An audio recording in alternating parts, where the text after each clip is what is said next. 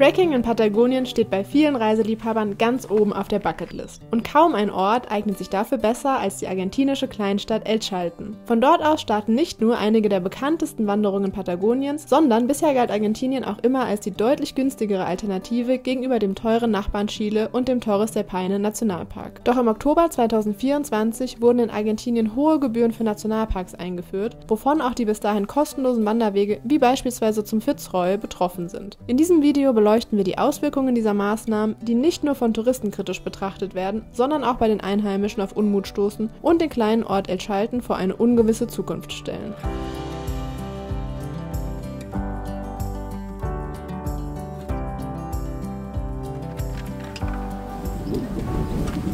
Liebe Begrüßung hier in El Chalten, nicht? Die ist so süß und flauschig. Ich will sie mitnehmen.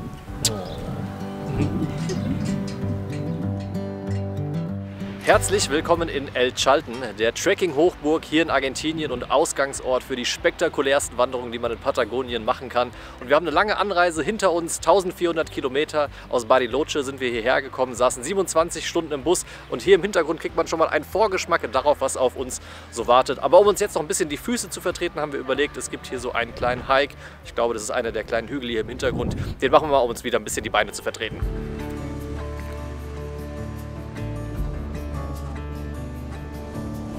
Das ist eine Änderung, die es hier im Oktober 2024 gab. Ihr seht hier Control de Acceso und hier oben seht ihr die Preise und die kann ich euch gleich mal zeigen. Die ganze Region hier gehört zum Parque Nacional Los Glaciares und früher waren die Wanderungen hier alle kostenlos gewesen und jetzt wurde ein Eintritt für den Nationalpark eingeführt. Für jede Wanderung kostet das jetzt für Ausländer 45.000 argentinische Pesos. Das sind nach aktuellem Umrechnungskurs ungefähr 42 Euro, also ziemlich teuer, von 0 Euro auf 42. Es gibt zwar auch Mehrtagespässe und wenn man einmal ein Ticket kauft, kriegt man für den nächsten Tag auch eine Ermäßigung, aber unterm Strich bleibt es ultra teuer. Jetzt gerade hier ist keiner mehr beim Kassenhäuschen, wir haben jetzt 18 Uhr, glaube ich, und es gibt auch Möglichkeiten, diese Kosten für andere Wanderungen zu umgehen. Das bringen wir alles in den nächsten Tagen in Erfahrung, aber ja, das tut Backpackern schon ganz schön weh.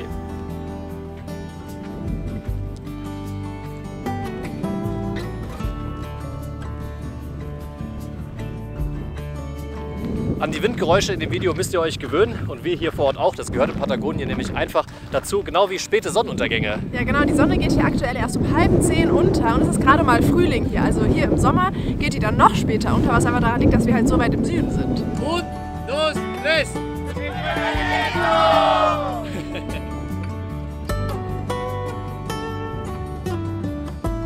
Der Aussichtspunkt heißt Mirador Los Condores und wir haben auf dem Weg nach oben auch einen Andenkondor gesehen, glaube ich zumindest, weil die hier auch natürlich vorkommen. Und im Hintergrund seht ihr hier das Bergmassiv, in dem auch der Fitzroy liegt, einer der bekanntesten Berggipfel, und die Wanderung wollen wir auch auf jeden Fall machen. Deswegen haben wir extra 3 volle Tage hier in El Chalten eingeplant, damit wir ja hoffentlich einen Tag mit gutem Wetter erwischen, weil aktuell ist Frühling und in Patagonien ist das Wetter eh immer so ein bisschen unbeständig. Mal schauen, wie es morgen wird. Buenos Dias an Tag 2 hier aus El Chalten. Das Wetter ist ja wechselhaft, aktuell gar nicht mal so schlecht. Wir machen auch gleich eine kleine Wanderung, aber wollen euch vorher noch mal unsere Unterkunft zeigen. Das ist dieses Haus hier, allerdings nicht das komplette, sondern hier hinter befindet sich so eine Art Einliegerwohnung und da kommen wir unter. Hier stehe ich in der Küche, es gibt einen Kühlschrank, einen kleinen Tisch und man hat alles, was man auch zum Kochen braucht. Dann gibt es noch ein Schlafzimmer mit Doppelbett, echt bequem, wir haben sehr gut geschlafen heute Nacht, und noch ein kleines Badezimmer, auch mit heißem Wasser, und wir zahlen hier für 60 Euro die Nacht. Das ist für die Größe und den Komfort hier für El Chalten schon ein echt guter Preis, weil die Unterkünfte hier sind relativ teuer und es wird noch teurer in der Hauptreisezeit. Also November ist so ein bisschen die Shoulder Season, Dezember, Januar, Februar ist dann die Hauptreisezeit und dann ziehen auch die Preise für Unterkünfte nochmal kräftig an.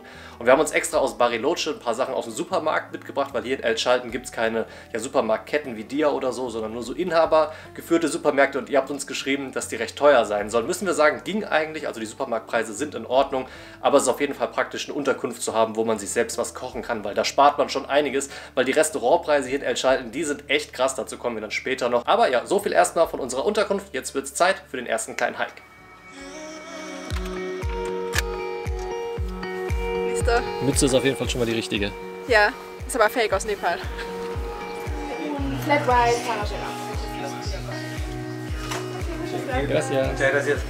Wir wollen heute zu einem kleinen Wasserfall gehen und der Weg dorthin führt den gleichen Weg entlang wie die Wanderung zum Fitzroy. Das heißt, hier ist wieder ein Kassenhäuschen. Man müsste jetzt wieder, nur um den Wasserfall zu sehen, den Eintritt von 45.000 Pesos zahlen. Aber ich habe gelesen, man kann hier auch einfach die Straße entlang laufen, die führt hier hinten. Und dann kommt man auch zu dem Wasserfall. Mal schauen, ob das funktioniert.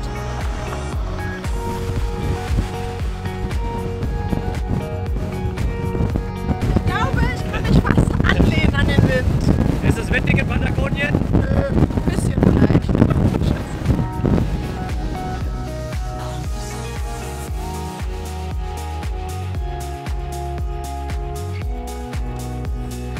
Man hört es, wir sind da. Aber ich sehe noch nichts. Okay? Okay, Sieht schön aus. Ist größer auch, als ich dachte. schlecht.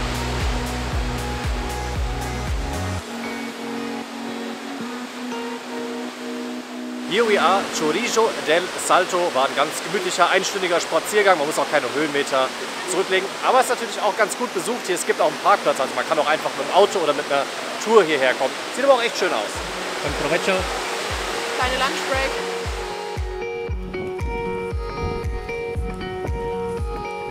El Chalten ist voll und ganz auf den Tourismus ausgelegt, wurde eigentlich auch nur zu dem Zweck überhaupt gegründet, erst 1985 und wurde dann nach und nach halt zu dieser Trekking-Hochburg, die es heutzutage ist. Aber es ist trotzdem etwas größer, als ich es mir vorgestellt habe. Hat trotzdem sehr entspannten, sehr ruhigen Charakter, aber es gibt sehr, sehr viele Restaurants, sehr viele Unterkünfte, auch viele Angebote, die man jetzt hier gar nicht so sehr erwartet, wie so Spas und so weiter. Und wir haben uns jetzt auch, obwohl wir ja überwiegend zu Hause kochen, mal ein Restaurant rausgesucht, wo es einen Veggie-Burger gibt, der ist nicht ganz so teuer. Pero las papas que vienen aparte son como para dos personas. Sin cebolla, Perfekt, gracias. sin tomate. Muchas gracias. Provecho. Gracias. Oh, es sieht so lecker aus. Ich habe auch richtig Hunger. Lass es dir mal schmecken. Ja, guten Appetit. Schmeckt sehr gut. Das ist jetzt aus Kichererbsen und die sind auch mega freundlich. Ich fühle mich voll wohl und es hat jetzt 14.000 mit den Pommes zusammen gekostet, ungefähr 12 Euro. Mit Abstand das günstigste, was wir gefunden haben. Ich würde sagen, der beste Burger, den wir bisher in Argentinien gegessen haben. Und ich würde sagen, morgen wird es gutes Wetter geben, weil wir haben beide aufgegessen. Das ist gut, weil der Fitzroy der Fitzroy ist ja, das Ziel für morgen. Und das Wetter ist unbeständig, das haben wir jetzt die letzten 2 Tage schon mitbekommen. Aber ja, drückt uns die Daumen, bis wir es sehen. Wir machen hier gerade unser Abendessen und zeitgleich auch ein kleines Mittagessen für morgen, was wir dann mitnehmen und studieren währenddessen schon mal die Karte. Wir haben hier so eine Tracking-Map und dann zeigen wir euch mal, was wir morgen vorhaben. Und zwar seht ihr hier El Chalten und der lila Weg, das ist der zum Fitzroy bzw. zur Laguna de los Tres führt. So. Jetzt muss man da ja den Eintritt zahlen bei dem Kassenhäuschen, das haben wir ja heute gesehen. Aber es gibt 2 Möglichkeiten, das zu umgehen. Den Tipp haben wir von euch aus der Community bekommen. Der erste, man startet vor 7 Uhr, weil dann ist hier das Kassenhäuschen einfach noch nicht besetzt. Oder die Alternative, man läuft hier unten diesen orangenen Weg, der zu Laguna Torre führt. Weil hier ist kein Kassenhäuschen, das gehört irgendwie nicht dazu, dieser Track. Und dann seht ihr hier diesen grünen Weg. Das ist eine Verbindung von dem Weg von Laguna Torre zum Fitzroy, zu Laguna de los Tres. Das heißt, wir laufen dann erstmal hier unten, laufen dann hier nach oben und kommen dann auf den Trail zu Laguna de los Tres, wo halt der Fitzroy gut zu sehen ist. Das ist der Plan. Mal schauen, ob es morgen funktioniert.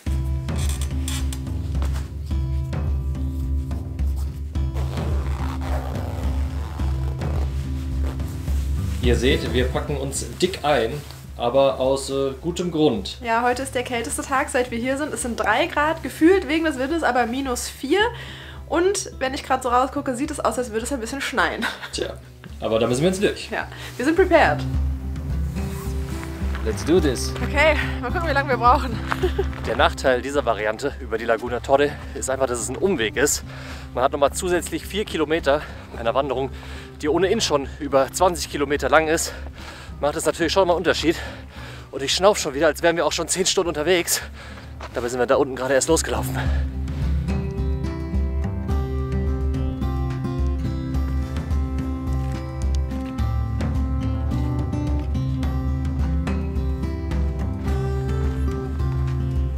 Wir machen die erste kleine Pause hier bei einem Aussichtspunkt und irgendwo hier hinten wäre auch der Cerro Torre. Das ist nach dem Fitzroy so der zweitbekannteste Berggipfel. Aber noch ist alles ziemlich zugezogen. Mal schauen, ob es sich im Laufe des Tages noch ein bisschen aufklart.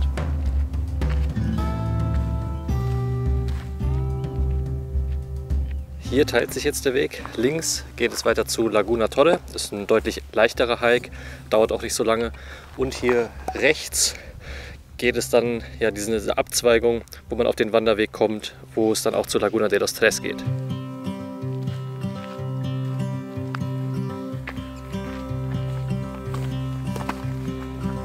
Es schneit ein bisschen. Es schneit ein bisschen, gell? Ich habe ein bisschen Angst, dass wir noch in so einen richtigen Schneesturm kommen. Ja, es ist schon okay, aber vor allem ist es eigentlich besser, als wenn es regnet, oder? Das stimmt.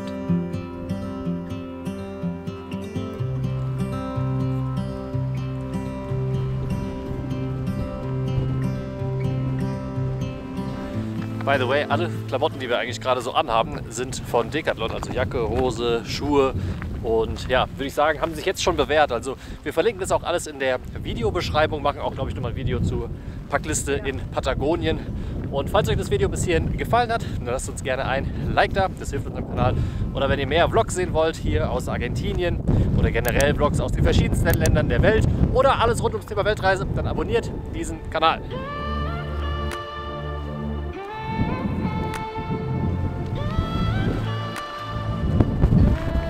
Kennt ihr diesen Moment, wenn man so eine richtig harte Wanderung macht und dann sagt man so, boah, das hat sich gelohnt. Guck mal, die Aussicht da, das ist das, was uns erwartet. Scheiße. Wir werden diesen Moment nicht erleben heute. Wahrscheinlich nicht, aber ziehen wir durch? Ja, auf jeden Fall. Check.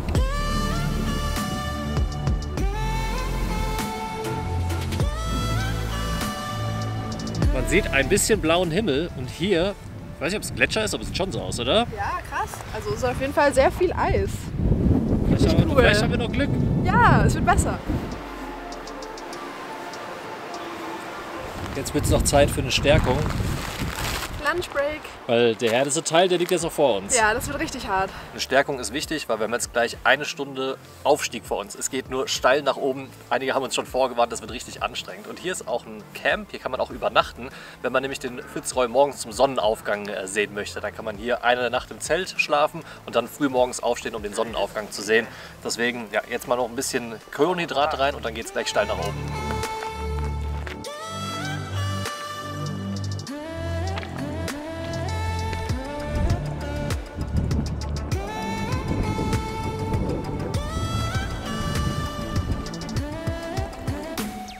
Final Ascent. Ich glaube, hier oben ist es.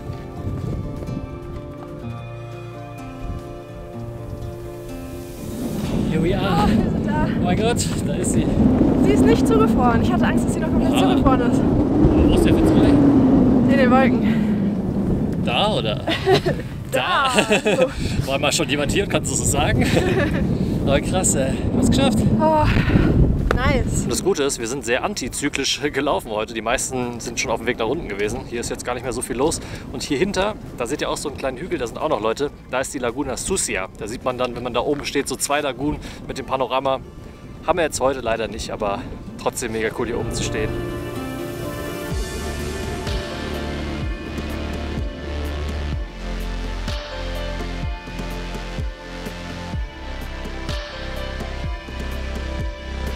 Der Better Beyond Tipp, Dinge möglichst spät zu machen, hat sich wieder mal bewährt, weil hier sind einfach noch 3 Leute. Und ich habe Videos gesehen, da war es hier brechend voll und es ist ja lange hell. Man kann ja einfach spät zurücklaufen.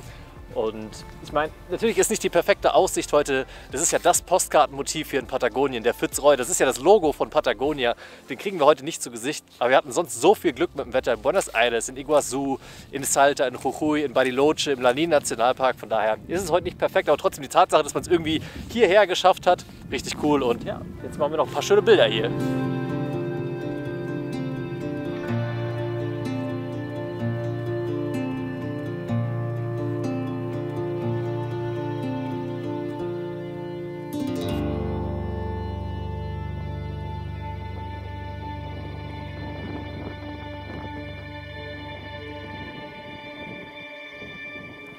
Wir haben den nächsten Tag, wir sind wieder einigermaßen erholt, wobei ich dazu sagen muss, meine Füße und meine Beine tun trotzdem noch ein bisschen weh.